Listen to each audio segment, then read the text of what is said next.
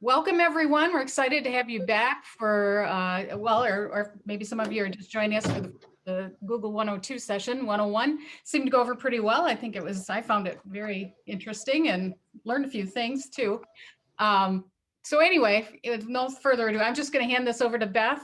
Let her take it away. Just a couple of reminders. We are recording this. So if just keep in mind, if you leave your video on, you're going to be recorded. You'll be on camera. And please put your questions in the chat box, and I'll keep an eye on that, and Beth's keeping an eye on that, and we'll try to answer them as we go. So Beth, I think take it away. Super. Thanks, Anne. It's great to be back for another version of our Google for Administrative Assistance. I'm going to share my screen, but as Anne said, if you have some questions, please feel free to put them into the chat today. I am presenting from my home today, so I'm going to drop my video also. That seems to help a little bit to save some of my bandwidth. Looks like, Anne, you need to give me host rights so that I can share my screen.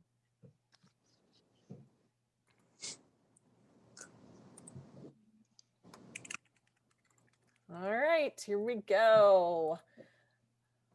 And this is my presentation here. So hopefully you can see that. And how to be googly. We're using Google again for our administrative assistance. So I want to thank AESA one more time about offering this or allowing me to come and present to you today.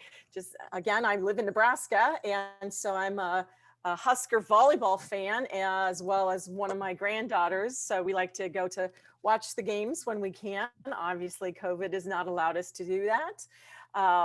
And I enjoy the polka music, and I learned how to play this accordion, and it's just so much fun. So we have a lot of Wisconsin people, and I'm sure you enjoy some of that as well. But today we're going to talk a little bit about Google Drive. We're going to go into Google Forms and how to create those Google Forms, creating a banner, what we do with headings, adding attachments to a form, how we branch within those forms, what do we do when we want to look at the results of the forms, and hopefully get to a question and answer where we can discuss what we want to use or how we want to use those forms. So is there anyone that has something that they would like to add to our agenda? I'll go back to that again. If you're looking for something specific that we want to discuss in our session today, please let me know in the chat so that we can address everyone's needs. So hopefully we'll be watching that. Again, if you have something that you want to add, please don't hesitate to add that into the chat. All right, so we're going to start with Google Drive. Last week, we talked just briefly about Drive, so I wanted to do a little more of a session or discussion about Google Drive. And I'm going to flip over here to my Safari page. So I'm going to use Chrome today and flip back and forth between Chrome and Safari. So it's just a way to... What? Okay, good. It's a way to allow me to quickly share what we're reviewing. So anyway, in Google Drive, this is my Drive account. And so these are all the folders that I have within Drive. You'll see an AESA folder. I keep all of my content for AESA in this folder. You'll notice here that there's a person. You can kind of see a little bit of a person in on that AESA drive. What that means is I've shared my Drive folder. So to share that, in other words, I've shared it with other users. All right. So up here now in the top right corner, I have this person with a plus. So I can click that, and that means that I'm going to share my Drive or my folder with these people. So I've already added Anne to that folder, which means that she can see at least anything that's in that folder. So again, I can tell which folders that I've created that I have shared with other users. And again, this one I've shared, this digital age pedagogy, I've shared that. Digital tools to track progress, I've shared that. Again, all I have to do in order to share that folder is to go over to the top right and choose that plus, and then I would simply add any users. So up here, let's say that I wanted to add a different account of mine, okay? I would just simply add that email. I click on that particular account. And one of the key things here is, how do you want to share all of the contents of that folder? Do you want B. Cubbish at ESU2 to have editor rights, which means that she can go into any of that content and change it and add to it? Or would it be better if she could just view it or be a comment? So we talked a little about that last week at our session, what the difference is. So if you need to go back and check that video out to determine those differences, I would suggest that. And then also you can get a link to that folder, just like what we talked about as well, where I can click on that link. Right now, anyone with the link can view all of the contents of that folder. But of course, I have to share that, right? I have to send that link out. Which I have not done. But that is, so this would be called a parent folder. So AESA is a parent folder, and inside that folder, all of this content is shared with the same people that I had shared with the parent folder of AESA. If there's a document that I wanted to share just with somebody else, so for instance, I want this email templates, and I want to share that document with a different person, not someone that's shared with that parent folder, but with a single person, then I could click on that document and again, go to my add user or shared user and add that person. Again, I can share somebody that's not in this list, and this list is all of the people that I've shared that parent folder. So you can share a parent folder, and then inside that, you can share additional folders. Now, if you were looking to unshare somebody that was shared in a parent folder, that's not going to work, okay? You would have to take them off your parent folder if you don't want to do that. So that is how you share folders on the, and the nested level, okay? So anytime the person shows up in one of those folders, that means it's a shared folder. So that's kind of a heads up to you. Secondly, I wanted to talk about, notice that this folder is red. So you can go in and you can customize any of the folders. So if I wanted to change this membership folder to a different color, there's a couple of ways to do it, but primarily what you would, the standard is to come up here to the ellipses for more actions.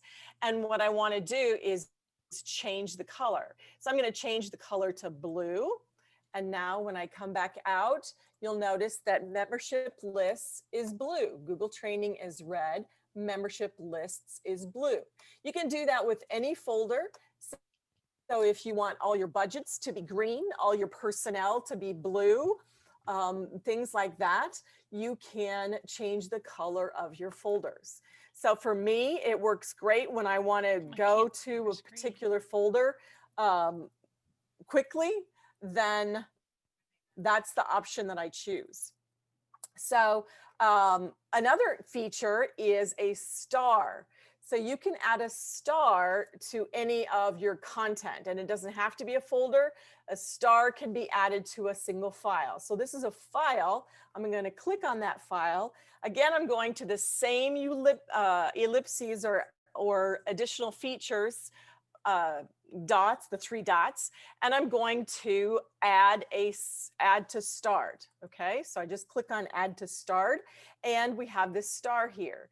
You can't change the colors of the stars. I know there's other tool or other applications where you could have a different color star. So the stars are just gray. But the key point of creating stars is over here on your left, you can list those starred items. So when I click on starred, these are all the files or folders that I have, added the star to.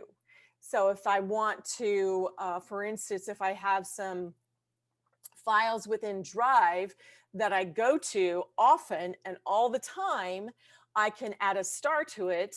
And this is one way to go quickly. Now, if you add stars to multiple things, that's when you have a problem, because your list of starred items are going to be pretty deep. So you have to, use that for a particular resource. Another option, what I do in my email when I have stars, is that's something that I need to take care of. So I star things that I need to go back to and take care of. Once I've completed that, then I turn the star off. So you could use that as a similar tool if you wanted to add stars to a document that you're not completed, or you need to go back to, you can do that. So the other tools that I use most often in Drive are recent, and I use recent all the time, because again, when you have all those folders and you have those nested folders, it's difficult to find where you might have placed one of your documents. And in my case, sometimes I use a wacko type of title. I'm not paying attention to my titles. So I use recent often because I want to get back to a folder or a file that I recently completed or I was trying to access. And then the key thing about that is here's Googly number 101. What I want to show you is down here at the bottom. I click on that, and that's a recent file that I had opened, but notice at the bottom, I don't know if you can see that down here, it tells you where that file is located. So I use this, this feature or this procedure or protocol, I guess, is I go to my recents because I know I had that open recently. I just don't remember where I put it. Or I might have opened it or started it in a different folder. So by clicking on that file, it tells me where it's located in my Drive. So I think that's a tool that you could definitely use if you want to return to something that you recently opened. Also, there's this search up here at the top that you can search by a name, okay? So if I'm trying to find, again, I'm trying to find that Googly.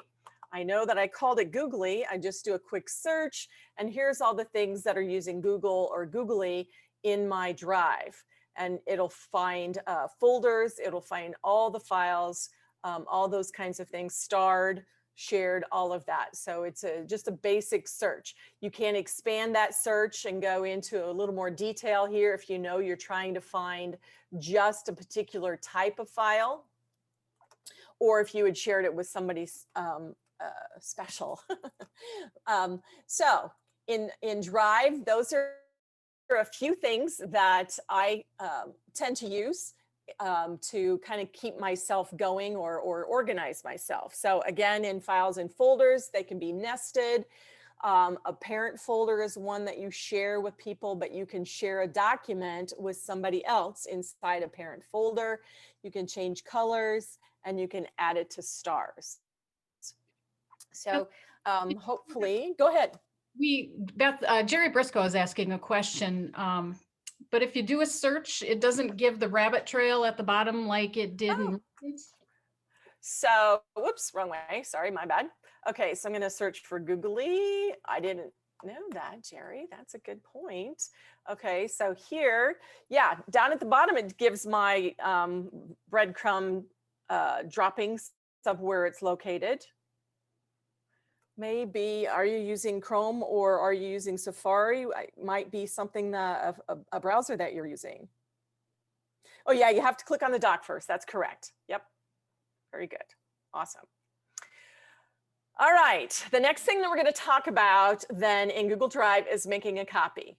So I might have shared something with you and you want to take it and you want to make your own edits. Okay. So I don't want you to change my copy, but rather I would like you to, make a copy yourself and then it becomes yours.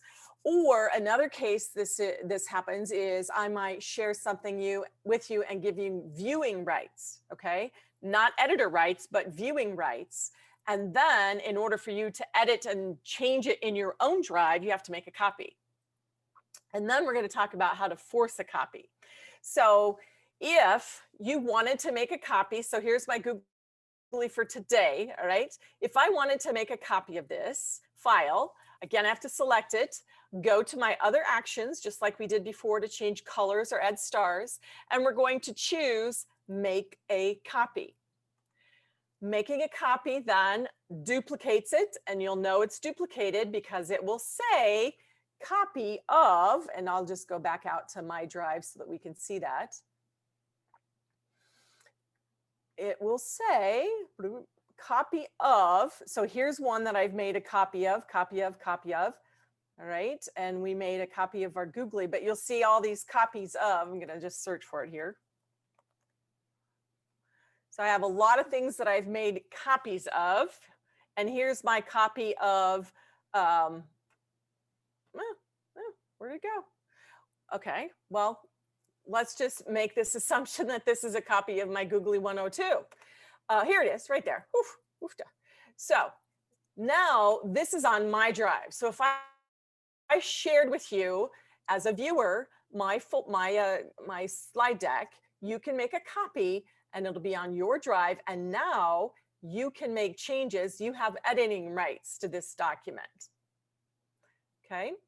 So for instance, over here, if I have these files that are shared with me and I can see who shared them with me, let's say developing your 100-day plan. I know that Colleen Tim had shared it with me.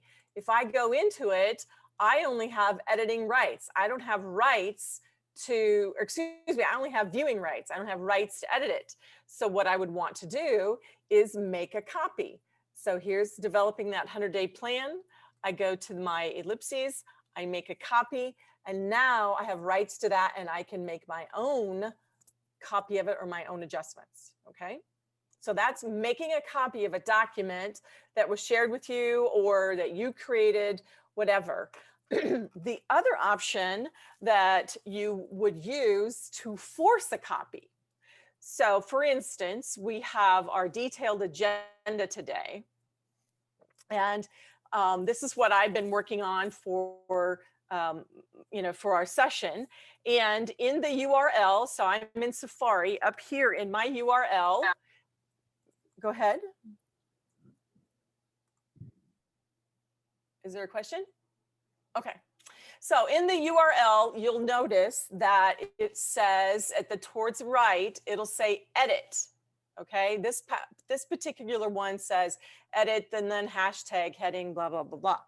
So if I highlight that portion, all right, and replace that with the word copy, okay, now I want to copy this URL. So I could click 3 times to highlight it. I can go Command A to highlight it. I can click and drag, whatever I like to use to highlight this whole line. And now I'm going to copy it, right? So put it into my, so that I can paste it later. I like to use Command C to copy that URL. And now I can come back, oops, here, sorry. All right, here we go. So I'm gonna come back over to Zoom as my plan, but I went too far on my Google Slides here, sorry. I'm gonna go back to Zoom and I'm gonna paste in that link that I copied. And you'll notice at the end, when I hit enter, it says copy. What will happen is you will be forced, okay, so I'm gonna hit the plus so I can go to a new tab. I'm gonna paste in that link. You will be forced to make a copy. So in other words, I am not allowing you to have access to my original document. I'm requiring you to make a copy of that document and put it in your own drive, and now you have editing rights. So this is not a way that we collaborate and work together on a same document. This is a way to give you a copy of what I created. So 2 ways to do that. Either the end user can make a copy or the creator can force a copy. Okay, the end user would use the file, make a copy. So you have to click on the document, make a copy. And for the originator to force it, you would change /edit to /copy, highlight it and copy it and then share that link. All right. So in terms of Google, I think Drive, those are the things that I wanted to share today. And now we're going to get into forms. So we'll check our questions to make sure that we don't have any before we get into forms. I guess they'll probably send us the recording. So All right. So Google Forms. This is a type of application within Google that is similar to a survey. What I like to use this, we used Google Forms for our evaluation or to kind of get some feedback from you last week. One thing that I worked with a colleague of mine, Deb, she's actually online today, was to submit receipts and mileage when staff were traveling before COVID and you had to turn in your receipts and so forth. So we had created a form for that. Those kinds of applications are excellent purposes of using a form. So we'll go ahead and get into Google Forms.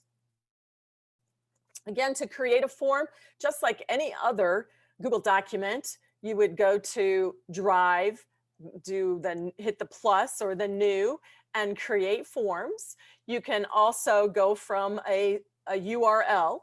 All right, we talked about that last week also. So again, I will show you here. So here's Drive. Here's my new button up here. I hit the new, and here's Google Forms. And again, just like our docs, we could create a template for our organization. Most often I just use a blank form. So I have started over here a Google form where I just use blank and I typed in a title. So this is a title of the form, and I and I hit over here and it copied over the title. So in designing the form, one of the first things that I would do is go to the theme template, which is up here at the top, the little art paddle, and I would click on that customized theme. If you wanted to put your own logo in, you could. You could choose an image if you had an image from your photo deck that you wanted to select. The thing about selecting an image from your photo deck is that it may not be, excuse me, it may not be the right format, or notice that my staff is bigger than what's allowed in that header. So I'm moving this cropping tool to only accept what I want, but I can't make it any larger. I can make it smaller, but I cannot reduce this, or I cannot make this size larger. So I'm going to have to go with that size, and I'll just click done. Excuse me. One thing you could do if you want to create something from scratch and you like to use Canva, in Canva, there is a template size for Google Classroom. And I think I added that in the, in here, sorry, just in designing for, okay. So if you use canva.com, make sure you go to the Google Classroom header template, and that will get you the right size. And then you can add any content, any images, that kind of thing into that template for Google Classroom. It's just a way to get the size correct. So I've added a header or a banner, you could call it, to my form, and I've added a title. The next thing that we could think about is, how are we going to share this form? So in the sharing settings, we have both the gear and the send button that we have to look at. So we're going to start with the gear. So the gear is all of our always our settings button. We'll look at that. And the key features in here are, do we want to collect email addresses? If so, then you don't have to ask that question. So the problem with using this is if if those that are completing the survey, if they don't have a Google account, then you won't be able to do it. They have to log into Google in order to complete the survey. If you want them to not log in, then you would not choose this option, okay? Also, are you wanting to limit it to just one response? Do you want them to go back in multiple times? And do you want them to see any of the results or the summary charts? So all of these things are something that you would want to think about under the general tab. For presentations, that is basically when you are presenting, such as this, and you're using the form to collect some data as you go. Again, do you want to see a progress chart, all those kinds of things? And then finally, quizzes, all right? That would be a classroom setting. So are you wanting to make this, give this points as a classroom setting, which obviously our position as administrative assistants, we're not in a classroom setting, so that may not apply. The second piece then is the send button. So when I go to the send button, now, again, if I forgot to select that I want to collect email addresses, I can do that again. But now, do I want to send it in an email? Or what I normally do is simply copy the link. So this is like the link, to copy link option. And notice that it will actually shorten it just a little bit, not a lot, but it will shorten it for you somewhat. And then you can click the copy link. That is really important to know because this option is to send the survey. So when you want somebody to take the survey, you use the send button. But if you want to share your survey with someone else, in other words, you want others to collaborate with you, sorry, it's not in the settings, you would simply go back to Drive. So in my Drive folder up here, I would go back to Drive and share here. So here's my form. I use this sharing tool. So there's two different ways to share a form. One is to share for collaboration. So in other words, I want someone to help me with my form. And the other is to share it for end users to take it or to send it. Two different things, okay? So if you want somebody to take the survey, you have to come in to send and you have to copy the URL. So I would copy it and then send that link to those people that you want to take it. Some people have come up to the URL up here and send this. That is also collaborating. That is sharing and collaborating with others to help me create my form. It's not to send so that people can complete my form. So that part I always felt when I was first starting out was really confusing. And I just then go to anytime I wanted to send it to end user, that's the option that I use. So those are key things on how to get your survey out. But let's continue and build the survey. So I don't see any questions right now, right, Anne?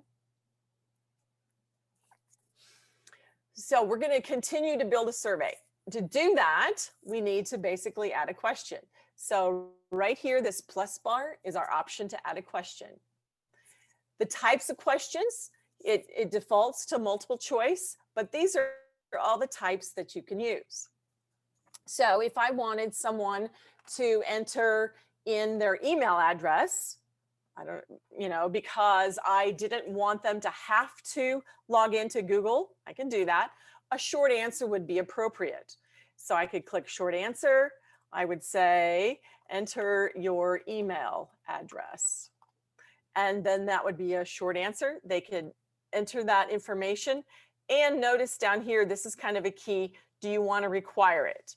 In other words, they could skip it but we want to make sure we have that email address. So we want to require that email.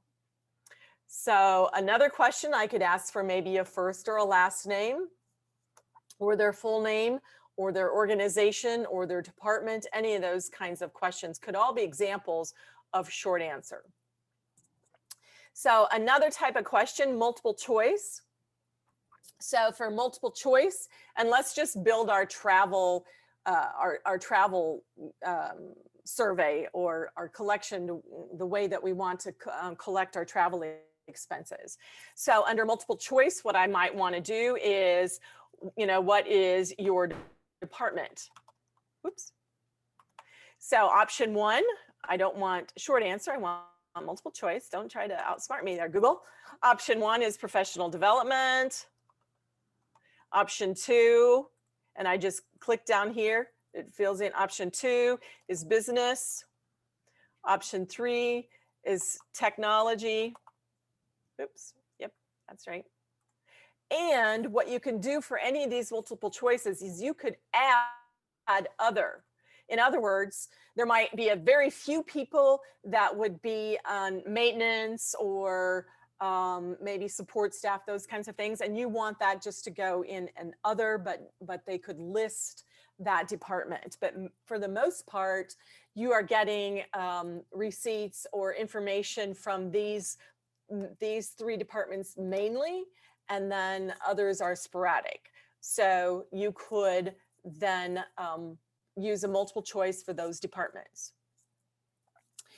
One of the reasons why you would want to use multiple choice as opposed to short answer is because I might use PD for professional development, but Anne might use professional development. And if I was wanting to sort through all the results for professional development or PD, I'm not going to get the same.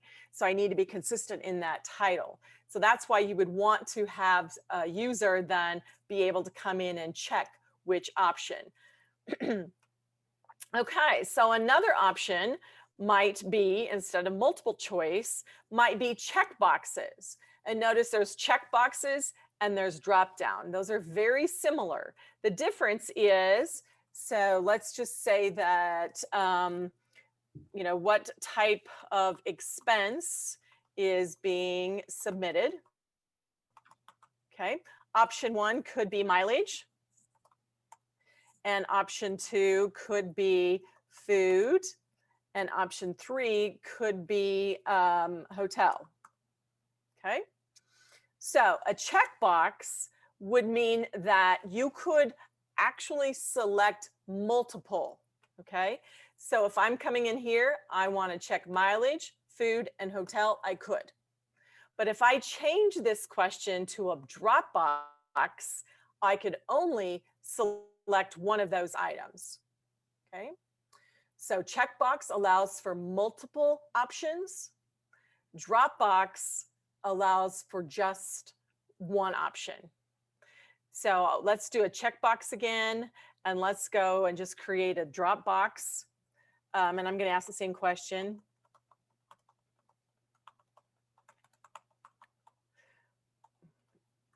Oops, sorry. Mileage, food, and hotel. All right, so let's do a quick preview. So you can preview up here my survey, just so that you can see under, this is checkbox, okay? I can select multiple checkbox. This is drop down. I can only select one of the drop down.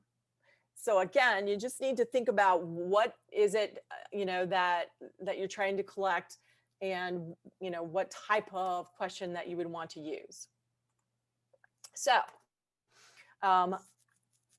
other types of questions. So we talked about the main ones that I would use, but I wanted to share with you one more type of question that my friend Deb and I used a lot, and that was file upload. So a file upload would say that I'm letting respondents upload files to Drive. So I want to continue. All right. So submit or upload your food invoice. Okay.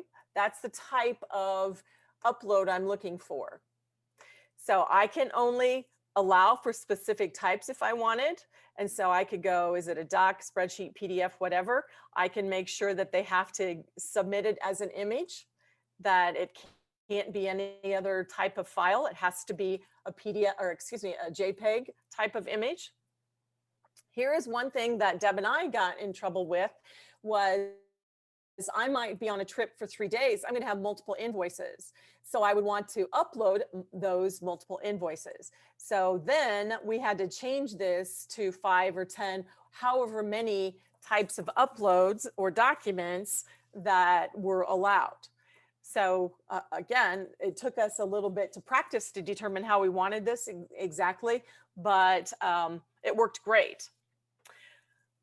So uploading was a perfect way to share those documents for us. And again, I'm just going to do a quick preview to show you how that looks. So here is upload your food invoice. I would click on this upload. I would basically go to my computer. Okay, so I'm going to select files from my device. This is my computer. I'm going to go in here because I have some JPEGs. Oops, I don't want that one.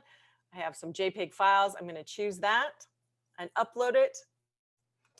And then it will be uploaded into the responses and the results of my form. When I'm done, I simply hit submit, and that is, you know, the end of the form. Now, other things that you could include. So if I wanted to get fancy here, oops, I'm in the preview. I don't want to be in the preview. But if I wanted to get fancy, I could actually add an image. Okay. So if I were to add an image, I could add it from my photos that I have in Google. So these are all of my Google photos. Or I could do what I would probably do most often is a Google search. So up here, I'm going to search for images, and I want to search for a hotel, just for a hotel image. And this looks perfect for what I want. And so I'm going to insert that. And there is my hotel image. It's just a way to fancy up your form if you wanted, not needed, not necessary, but a way you could do that. One thing that you could consider is down here for your invoices, you could add, so this little icon here is our image icon. So you could add an image of you know, like a receipt. Let's see. We'll just see if Walmart has a receipt for us, such as that. So here's an, oops, that's not, that would not be a receipt that I was thinking of. Was it? Is it what you guys were thinking of? Oh dear, sorry. This will work perfect. So here is a receipt.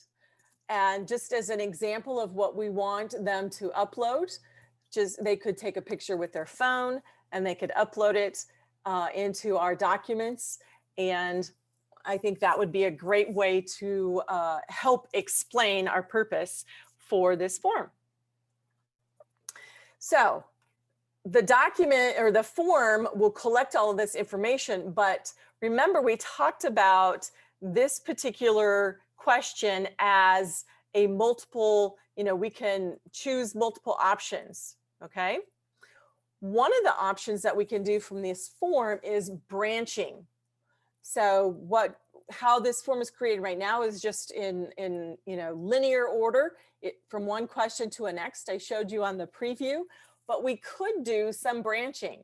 So for instance, for mileage, maybe we would want to branch where the end user has to enter the odometer, the beginning odometer and the ending odometer, and maybe the place that they started and where they ended up. I don't know, that might be some information, but we don't need that if they're submitting a food receipt.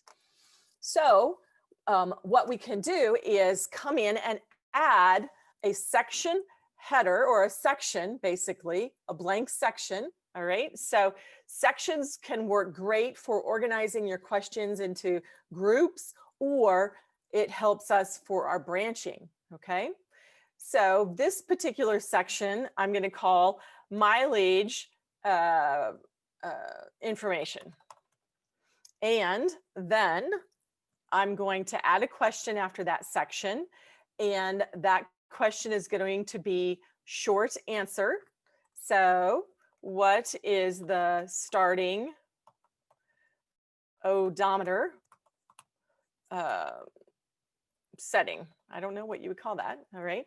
And then I'll add another question, which is also short answer. What is the ending odometer? Reading maybe is what it is. So they have to answer these questions if I make them required. And then what the branching does, so I'm going to come up here again, and here is my question for mileage. Notice that the other options allows me to both give a response validation, but what I want to do here, why is that not showing? I can shuffle the order on any of those. Oh, it's checkboxes. My bad. Come up here. Here we go. So the branching up here allows me to go to a section based on the answer. So remember, this is multiple choice, okay? And I can now go to a section. So my question here for checkboxes, whoops, come down here, right here, for what type is being submitted for checkboxes does not work with branching. So I would have to use multiple choice. Now, when I go to the ellipses, I can find where my section that I want to go to next is based on my answer. So once I get that ready to go, notice in here for mileage, I want to go to that section that says mileage information. Okay, so to finish up our branched form, I'm going to take a look at what we have so far. So I'll go to the preview. And here I'm going to enter my email on my department. And then I will enter my mileage. Goes to my mileage information. Here's my beginning odometer and here's my ending odometer. And now I added this question, do you have more expenses to submit? Yes. And I would hit next. And it goes back to what type of expense. So now I want to build my food and my hotel so that I can get my branching. So let's look at how we do that. So here's my form, my raw form, okay? And here's my section for expense, the type of expense. Here's my section for mileage information. And now the next one is a section for food. So this is food information. So my question will be, so that's my section header. Now I'm going to add a question, and my question will be, upload your food receipts. So I'm going to change this question type here to a file upload. And now I want to allow only, this is where we talked about, I want to allow for only image files, and I want to allow for 10. And that is all I need to do on that particular question. But after that, I need to ask this same question here. Do I have more expenses to submit? I can come up here and I can duplicate right here, duplicate that question, and notice it's right underneath each other. So remember, we talked about how to move these. I want to move this question underneath my upload for food. So I'll scroll up a little bit. Here's my mileage. Here's my starting, ending, and then do I have more? And here's my food. Here's my upload for my receipts. And do I have more? And notice that it kept the branching here to go to section 2 for type of expense if I said yes. Now, what I need to do is come up here for type of expense. And remember, I chose to go to the mileage information for food. or excuse me, for mileage, but now for food, I need to go to the section for food information. So let's test that out again. So we'll go to the preview, and here is my email and my department. Next. What type of expense? So remember mileage. We'll just do that one again to show you. And 2222, 3333. Yes, I have more expenses. So I have to hit the next button. It takes me back to the type of mileage. So now I'll choose food and I'll hit next. This time it goes for my food information and I upload my receipt. So I'm going to upload it from my file. So if I were to have my receipt here, and remember, it's only going to allow me to upload image files. So I'm going to actually upload my image, not a receipt.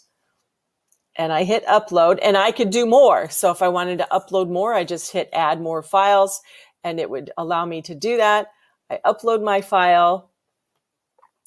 And do I have more expenses? I say yes. I hit next. It takes me back to my type of expense, and then we have to build out the hotel. So that's how the branching works for an example of receiving receipts and so forth from your staff. So what I wanted to finish off with is, where do you find all of your information, all right, that is saved when you use a form? So when you use a form, the information, all right, let's see, goes to right here. If you choose these responses, it will go to a spreadsheet. So I'll show you where to find that. So in my form, and when I go to my, well, right here, when I go to responses, so here's the questions and here's responses. When you send the form to somebody that you want them to take it, it won't show up. This responses will not appear unless you give them that option. So what you would do is click on this icon, which is a Sheets icon, and it will create a spreadsheet. So by clicking on that, I would want to create a new spreadsheet the first time. So create, and all of the responses would go into this spreadsheet. So when I go back to my drive, then I would find I'm just going to go into recent. So here's my form, and here then is the spreadsheet that has the contents or the data from my form. Now the spreadsheet right now doesn't have any information because no one took my form, no one took the data, okay? But here are the questions that I asked in my form. So if I were to go into the form and just do a sample and just do a preview of it, or just add some content. So I'm gonna preview and add content to my form. Okay.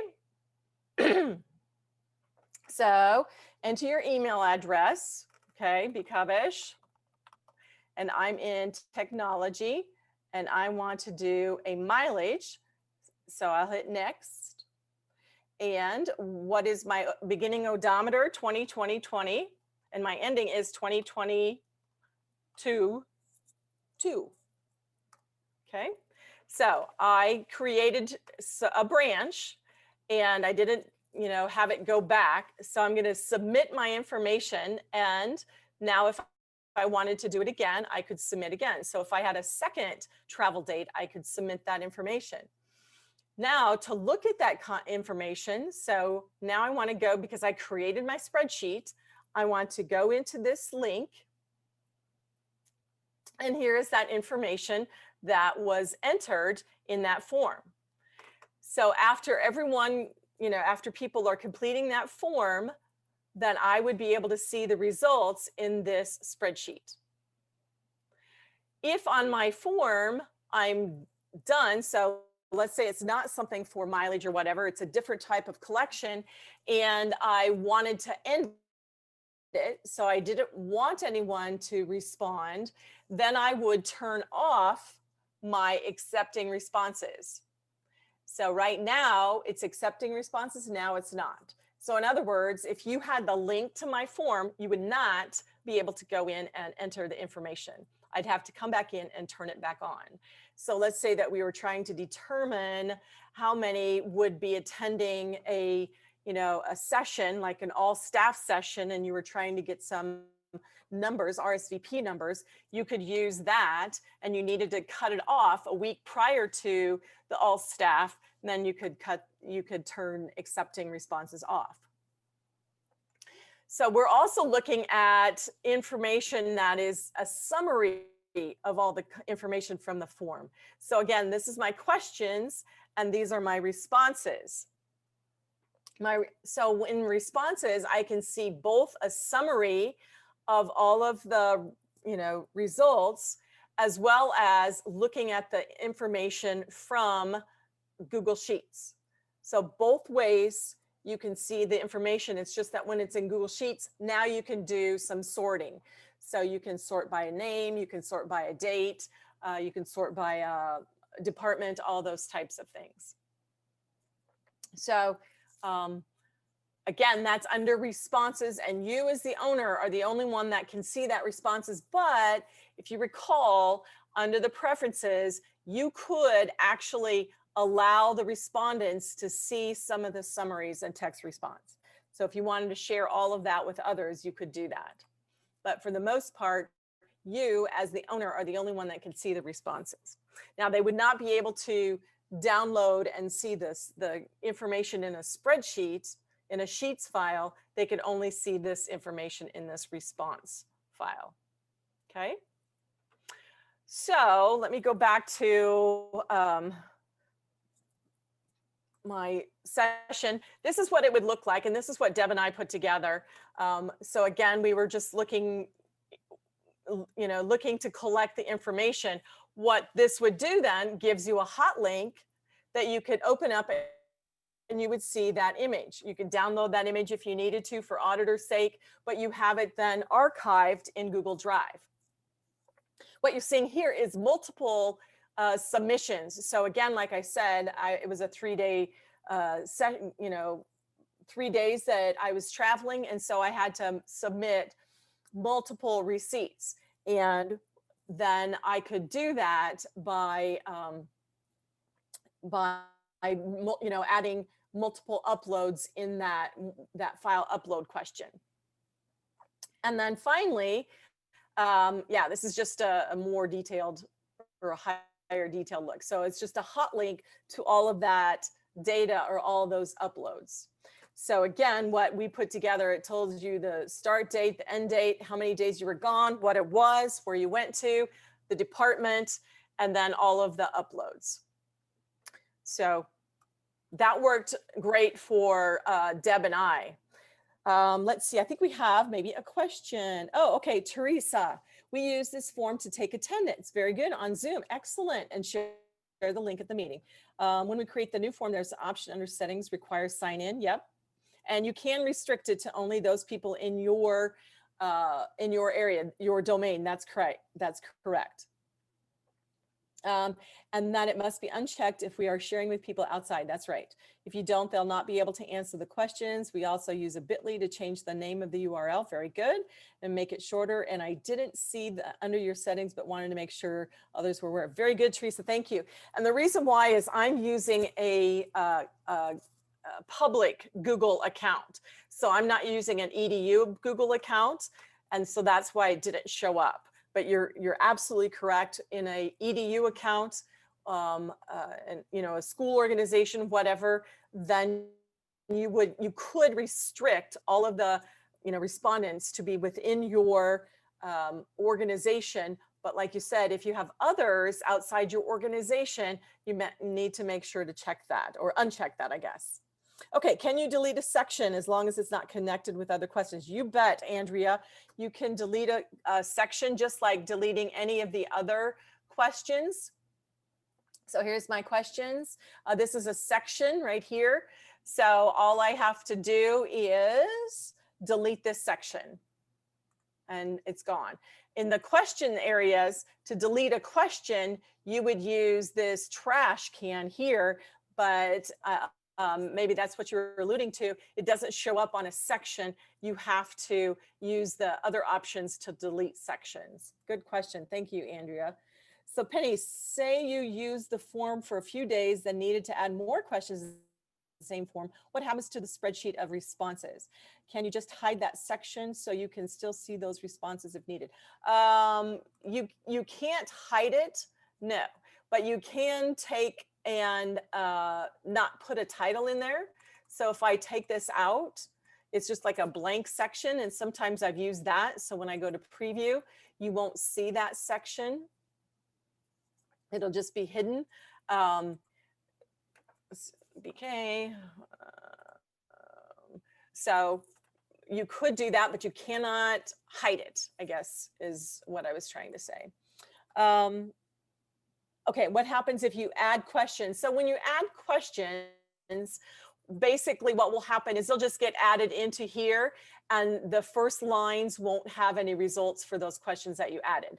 The problem becomes if you try to add questions in between these other questions, then that goofs everything up.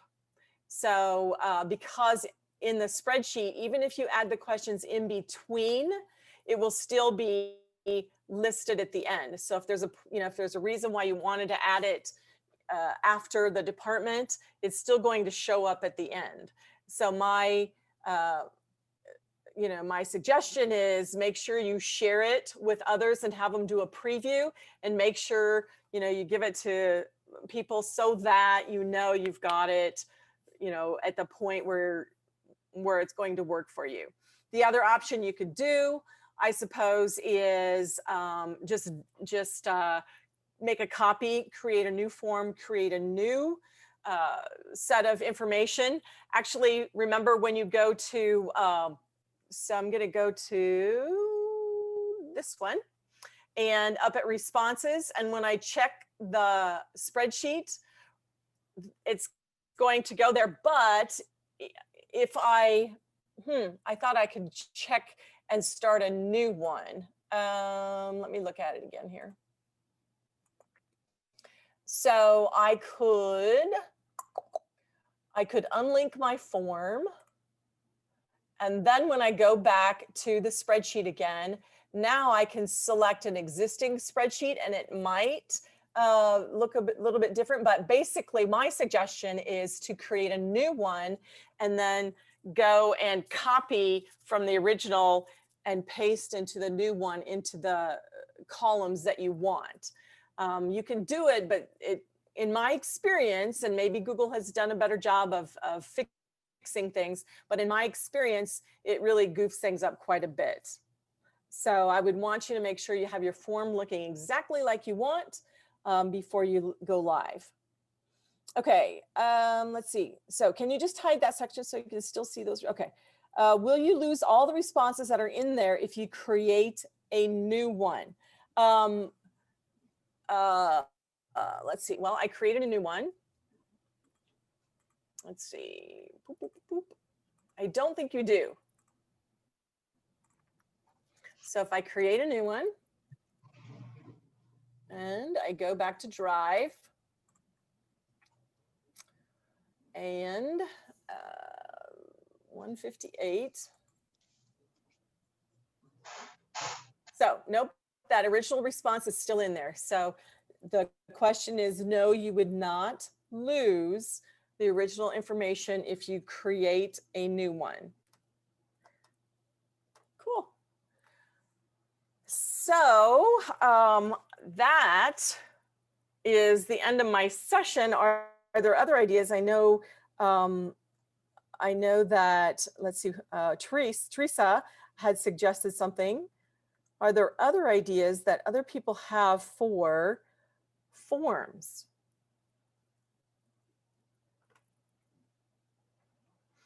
And I'm going to redo my section piece, and I'll send that out with you so that it'll be a little more clear. It won't be so fumbly.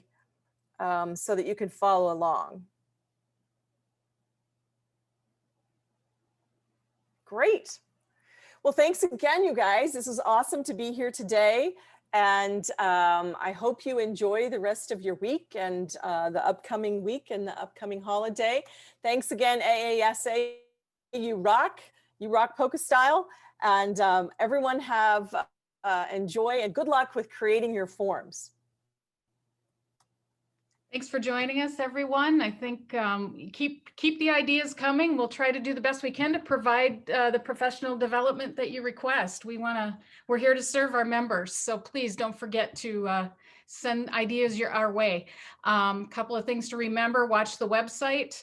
We've always got new things coming up. That's where we post them right away. Or watch, if you're not getting the AESA online news, please let me know and I'll add you to the mailing list. That's where we announce a lot of our professional development too. Or you can join the AESA community in the administrative professionals group. We'd love to have you there. And that's a great place to, as I said before, post your problems of practice and, just share tips and tricks, whatever you need to do. So Beth, thank you so much. This has been great. Lots of information. And I look forward to seeing you all the next time. Have a wonderful holiday season. I don't think we're going to have anything planned from now until the end of the year. I think everybody's ready for a Zoom break. So we'll look at the new year for more opportunities. Thanks for joining us. Thanks. Bye now.